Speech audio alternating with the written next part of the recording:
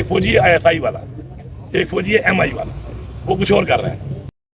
ان کے پروگرام میں ان کا امیر, پھر ایک ہمارے ایکس سینیٹر صاحب, پھر مولانا خانزیب صاحب, اس کے علاوہ باقی بہت پولیٹیکل جن کو آپ لوگ نہیں جانتے, کیونکہ ہمارا خون تو لال ہے نہیں نا پختونخوا کے لوگوں کا, آپ کو پتہ ہی نہیں ہے ان کا, کیونکہ آپ چلاتے ہی نہیں ہیں اس کو. اس طرح کے کتنے لوگ ہوئے. اس کے بعد میرا AC, میرا تحصیلدار, میرے پولیس کے سپاہی, فوج کے تقریباً اس روڈ کے اوپر تقریباً 52 لوگ شہید ہوئے. اچھا, یہ روڈ کون سا روڈ ہے؟ اس روڈ پہ اٹیک ہو رہا تھا. یہ روڈ وہ روڈ ہے کہ جس سے آپ کے آگے بارڈر کی چیک پوسٹیں ہیں. ایک مین روڈ جاتا ہے, بارڈر ہے بہت لمبی 2200 کلومیٹر ہے. اس کے اوپر پھر اس ایک روڈ سے ان چیک پوسٹوں سے اور چیک پوسٹوں کو فیڈنگ اس کے فاصلے پہ ہوں گی. اگر وہ روڈ ہی ختم ہو جائے, وہ جو وہاں پہ وہ فوجی جو واقعی وہ فوجی ہے کہ جو ملک اور ہمارے بچوں کے لیے ہمارا تحفظ کر رہے ہیں, وہاں پہ وہ فوجی ہے. ایک فوجی ہے بارڈر والا, وہ فوجی ہے یونٹ والا. وہ ڈیوٹی پہ جا کے اس وقت بھی آپ میں بتاؤں آپ کا حیران ہوں گے کہ عمر ایوب ہمارا جس کو سزا ہوئی ہے, ہمارا اپوزیشن لیڈر عمر ایوب, اس کا بیٹا اس وقت نارتھ وزیرستان میں پہنچے ہیں. نارتھ وزیرستان کے اندر جب اس وقت آپریشن ہوئے تھے 2012 سے پہلے والے, اس وقت جو لوگ ڈسپلیس ہوئے تھے ابھی تک واپس نہیں گئے. ابھی بھی بقا خیل کیمپ قائم ہے, اس کے اندر بھی لوگ ہیں, ان علاقوں کے لوگ مختلف ہوسٹ فیملیز بن کے اور لوگوں کے ساتھ ابھی تک ہے. اب کی بات ہے 14-15 سال ہو گئے, واپس نہیں بھیجا گیا, حالات ٹھیک نہیں ہو سکے. اب اس کے بعد وہاں پر اس روڈ کے اوپر بار بار اٹیک ہوئے. اس اٹیک کے بعد ہم نے آپریشن کی اجازت دی ہے. 3 فورم ہے آپریشن کی اجازت دینے کی, ایک اسمبلی, ایک کیبنٹ, دونوں کا مجھے کوئی نوٹیفیکیشن آپ دکھا دیں. تیسرا ایس چیف منسٹر مجھے کوئی اپنا دکھا دو نوٹیفیکیشن, مجھے کہتے ہیں روکو, مجھے بتاؤ میں نے کون سا نوٹیفیکیشن کیا, میں کیسا کرتا ہوں, یا مجھے بتاؤ تو میں کیا لکھوں کہ ایس چیف منسٹر کے وہ نوٹیفیکیشن میں کر دوں جس سے یہ نہ ہو. اس کے بعد وہاں پہ امن پسون جس طرح ہر جگہ پہ ہوئے وہاں پہ ہوا. اس امن پسون نے خود بیٹھ کے اپنا جھرکا بنایا. ان جھرکے کے لوگوں نے امن پسون والے ساتھ مذاکرات کر کے ایک ٹائم لائن دی کہ یار یہ ایریا ہمیں کلیئر کرنے چاہیے, کیونکہ ٹارگیٹ کلنگ بھی ہو رہی ہے, لوگ موجود ہیں, کھانا مانگتے ہیں, کھانا کھلاؤ تو غلط کام ہے, دہشت گردوں کو کھانا کھلا رہے ہو, نہ کھلاؤ تو مارتے ہیں. تو ان کے اپنے کنسنسس کے اوپر یہ ہوا کہ ہم یہ ایریا خالی کرتے ہیں عارضی طور پر, اور یہاں سے کلیئر کر کے واپس جائیں گے. اس پہ سے 8 گاؤں واپس جا بھی چکے ہیں, مزید بھی جا رہے ہیں. آج میرے خیال میں 4-5 گاؤں جا رہے ہیں. ایک طریقہ چل رہا ہے اور ایریا کلیئر ہو رہا ہے. اب اس کو رنگ کیا دے دیا, وہ جی آپریشن ہے. اب دیکھیں کولیٹرل ڈیمیج نہیں ہوا, پہلے ہو رہا تھا نا, فوج پہ حملہ ہوتا تھا, وہ جواب دیتے تھے, آبادی ہوتی تھی, ہمارے لوگ شہید ہو جاتے تھے, عام لوگ جو ہم برداشت نہیں کر سکتے. اب جب سے یہ انہوں نے آپس میں ایک کنسنسس کیا ہے عوام نے, اس کے بعد کولیٹرل ڈیمیج ایک بھی نہیں ہوا, ایک بھی نہیں ہوا, کیونکہ وہ لوگوں نے اپنی رضا سے وہاں سے پیچھے ٹکایا کہ ہمیں ایریا کلیئر کرو تاکہ ہم دوبارہ جائیں. اچھا, اس پہ بھی ایک پوری تحصیل ہے سلارزئی, اس پہ کچھ بھی نہیں ہے, سب لوگ آرام سے زندگی گزار رہے ہیں, کیونکہ وہاں پہ دہشت گرد نہیں تھے, انہوں نے نہیں چھوڑا ان کو, انٹر نہیں ہو رہے تھے. اب ان حالات میں مجھے ملنے نہیں دے رہے, خان صاحب کو فیڈنگ ہو رہی ہے, جی آپریشن کرا رہی ہے صوبائی حکومت, سب جھوٹ, سفید جھوٹ ہے ہی نہیں, سچ سے کوئی واسطہ ہی نہیں ہے اس کا. اب مجھے نہ ملنے دینے کا فائدہ کس کو ہو رہا ہے؟ اسٹیبلشمنٹ کو. ٹھیک ہے, جس اسٹیبلشمنٹ کے بارے میں میرے بارے میں کہتے ہیں میرے اچھے تعلقات ہیں. اچھے تعلقات کے بعد یہ حال ہے. اچھے تعلقات یہ ہیں کہ میرا پاسپورٹ بند ہے, پاسپورٹ میرا بلاک ہے. اب میں یہ بات اس لیے نہیں کرتا نا, کیونکہ میں اب لوگوں کو حضوری سے بتانا نہیں چاہتا کہ میں مطلب گلے کروں نا, میری عمر ہے کہ میں گلے کرتا پھر مجھے یہ نہیں ہو رہا, مجھے وہ نہیں ہو رہا. میری حالت ہے ہی نہیں ہے والی. میں مقابلہ کرتا ہوں, اسٹینڈ لیتا ہوں, چیلنج کو دیکھتا ہوں, وہ شکر ہے. آپ نے دیکھا کہ میں نے کہا تھا کہ سیلاب ہمیں کسی کی ضرورت نہیں ہے, میں نے ثابت کیا ہے کہ ہم خود کر سکتے ہیں انشاءاللہ. لوگ ہم نے کی ہے اور بہترین طریقے سے کی ہے. آج تک پاکستان کی تاریخ میں ایسا نہیں ہوا. اب بات یہ ہے کہ اس کے اوپر غلط بیانیاں شروع ہیں, اندر سے کچھ اور, باہر سے کچھ اور. تو اس کا فائدہ کون لے رہا ہے؟ اسٹیبلشمنٹ. اس کے ایجنڈے پہ جو کام کر رہے ہیں وہ اگر آپ لوگوں کو سمجھ نہیں آتے تو پھر میں کیسے سمجھاؤں گا؟ ان کو جو فالو کر کے کام کر رہے ہیں ان کو سمجھ نہیں آتی, میں کیا کیسے سمجھاؤں گا؟ اب یہ لاسٹ ایئر بھی میں اپنی فیملی کو خود بھیجانا چاہ رہا تھا چھٹیوں میں. میں نے کہا کہ مجھے پاسپورٹ میرا کال نہیں کیا, اس طرح پھر چھٹیاں تھی. شکر ہے کہ یہ اس سال صاحب کہنے سے پہلے میں نے اپلائی پھر کیا ہوا تھا اس سال, میرا پاسپورٹ کھول دے. اس وقت تو کچھ نہیں ہوا تھا نا ایسا کہ میں نے افغانستان جانا ہے, کہیں جانا ہے. وہ لیٹر آ گیا سامنے, کیا کسی نے معافی مانگی اس بات پر کہ جی میں نے بہانہ بنایا ہے کہ میرا پاسپورٹ نہیں ہے؟ بہانہ کس بات کیا ہے بھائی؟ ایک ڈاکومنٹ ہے, اشکارا ڈاکومنٹ ہے. بہانہ تو وہ ہوتا ہے کوئی جھوٹ ہو.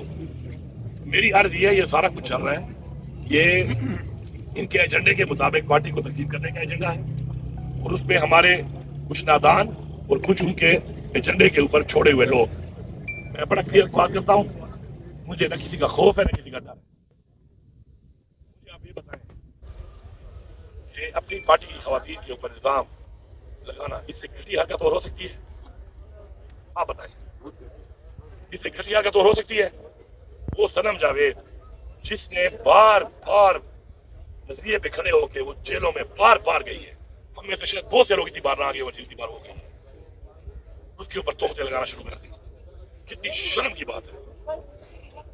وہ جو لوگ ہمارے اس کو پھر ریئیکٹ نہیں کرتے پوری چیز کے خلاف کھڑے, میں بتا رہا ہوں کہ پارٹی کی مورل خراب کر رہے ہیں, اپنی پارٹی کا وہ جو اخلاقی اقدار ہے اس کو آپ ڈیمیج کر رہے ہو.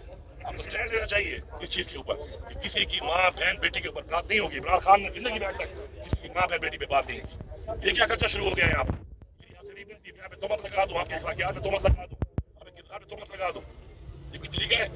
اس سے کیا ہوگا جب آپ کے موریل, آپ کے معیار, آپ کے اخلاقی اقدار ایسے ہو جائیں گے تو آپ کا نظریہ بھی کمزور ہوگا, آپ کی پارٹی بھی کمزور ہوگی, آپ کی تحریک بھی کمزور ہوگی, آپ کی اسٹینڈ بھی کمزور ہوگی. اس پہ لگے ہوئے ہیں. ڈاکٹر صاحب ایک یہ بتائیے گا کہ کے پی کے اس وقت سب سے زیادہ دہشت گردی کا شکار ہے.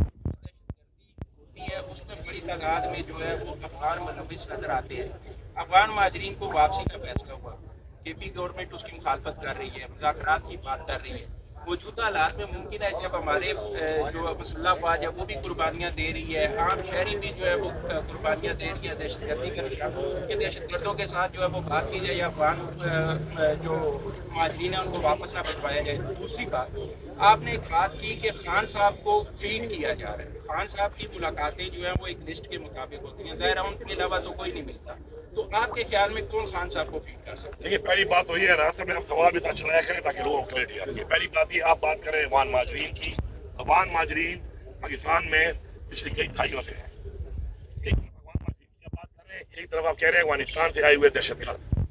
ان دونوں میں بڑا فرق ہے, ان میں فرق کرو. میں یہ کہتا ہوں کہ آج اتنا سا انہوں نے گزارا ہے, ان کو واپس عزت سے بھیجو, عزت سے وہ جائیں واپس. ان لوگوں کو ہماری روایات ہے اور ہم وہ پوری کر رہے ہیں, بھی منصوبہ کر رہے ہیں ماشاءاللہ فریضہ سے ہم نے جگہ بنائی ہے ان کے لیے, ہم فیسیلیٹیٹ کر رہے ہیں, کسی کو تنگ نہیں کر رہے.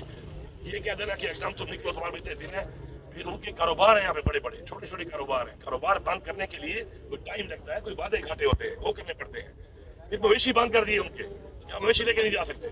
یار مویشی لے کے نہ جائے, آج آپ کھڑے ہو جاؤ یہاں پر افغان مہاجرین کی جب کہتا ہے کہ میرے مویشی میں بیچ جاؤں, اس کی 3 لاکھ کی گائے کو 1 لاکھ میں نہیں خریدتا, تو پتہ ہی مجبور ہے. ویسے مسلمان تو ہمارے پھر یہ ہمارے پھر اعمال ہے نا, اخلاقیات تو ہمارے یہ ہے. پھر میں نے ہی لیٹر لکھا, UNHCR سے میٹنگ کی, ان کی ایڈ سے لیٹر لکھا اور میں نے اس کے اوپر ان کو اجازت دلائی کہ اپنے مال مویشی ساتھ لے جا سکتے ہیں. پھر ان کا اسٹوڈنٹ ویزا, اسٹوڈنٹ ہے وہ یہاں پڑھ رہا ہے, وہ کیسے تعلیم چھوڑ کے جائے گا؟ ان کے لیے میں نے بات کی, وہ بھی میں نے کافی حد تک مسئلہ کیا. لیکن اگر یہ پہلے سے پلان بن کے مشاورت کر کے ایک طریقہ کار سے جب آپ نے اتنے زندگی کو رکھا ہے, وہ آپ کے شکر گزار ہیں, اگر آپ ان کو واپس اس طریقے سے بھیجو گے نفرت ہی پیدا کروا رہے ہو نا. یہ نفرتیں پیدا ہوئی ہیں تو آج یہ حال ہے, تو مزید نفرتیں پیدا کر رہے ہو. تو میری پالیسی بڑی کلیئر ہے اس کے اوپر, ہم لوگوں کو عزت سے بھیجیں گے, عزت دار طریقے سے بھیجیں گے, اپنی روایات کے مطابق بھیجیں گے, جتنا فیسیلیٹیٹ کر سکتے ہیں ہم کریں گے, جو ہمارے پاس ہے. اس کے بعد جو ہے تو خان صاحب کی بات کریں. دیکھیں خان صاحب کی میرے ساتھ ملاقات اس لیے ضروری ہے کہ خان صاحب کو میں وہ چیز بتا سکتا ہوں جو کہ بیسیکلی فیکٹ کے اوپر ہوگی, کیونکہ میں ایک حکومت کا حصہ ہوں, سسٹم کا حصہ ہوں, KP کا وزیر اعلیٰ ہوں.